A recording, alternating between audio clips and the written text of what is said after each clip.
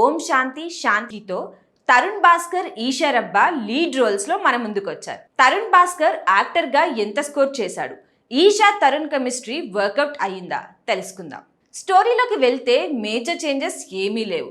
Prashanti middle class అమ్మాయి, life లో అన్ని డెసిషన్స్ పేరెంట్స్ చెప్పినట్టే. మ్యారేజ్ తర్వాత అట్లీస్ట్ హస్బెండ్ నన్ను అర్థం చేసుకుంటాడు అని hope. But Omkar Naidu short temper, male ego, aggression fellow. So Prashanti silent గా సఫర్ అవుతుంది, లోపల ఫ్రస్ట్రేషన్ బిల్డ్ అవుతుంది. ఆమె ఎలా ఫైట్ బ్యాక్ చేసింది అనేది story. Tarun Bhaskar acting skills మూవీలో biggest surprise. Comedy timing perfect. Negative shade ఉన్న సీన్స్ లో కూడా కంట్రోల్ మిస్ కాలేదు. గోదావరి యాక్సెంట్ చాలా న్యాచురల్ అనిపించింది. ఈషా రెబ్బాకి స్ట్రాంగ్ కంబ్యాక్ అని చెప్పాలి. ప్రశాంతి రోల్లో వల్నరబిలిటీ, స్ట్రెంగ్త్ పర్ఫెక్ట్ బ్యాలెన్స్ చేసింది.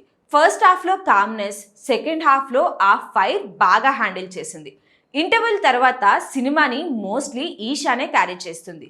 కరెక్ట్ రోల్ దొరికితే ఆమె పర్ఫార్మెన్స్ ఎంత ఇంపాక్ట్ఫుల్లో ప్రూవ్ చేసింది. బ్రహ్మాజీ హీరో మామా రోల్లో ఫుల్ ఎంటర్టైన్మెంట్, ఎవ్రీ ఎంట్రీకి laugh guarantee. BGM fresh feel ఇస్తుంది. డైలాగ్స్లో కొన్ని లైన్స్ స్ట్రాంగ్ ఇంపాక్ట్ క్రియేట్ చేస్తాయి.